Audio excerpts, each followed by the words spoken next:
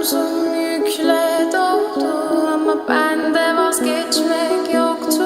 Bitmedi, bitmedi, bitirmedim.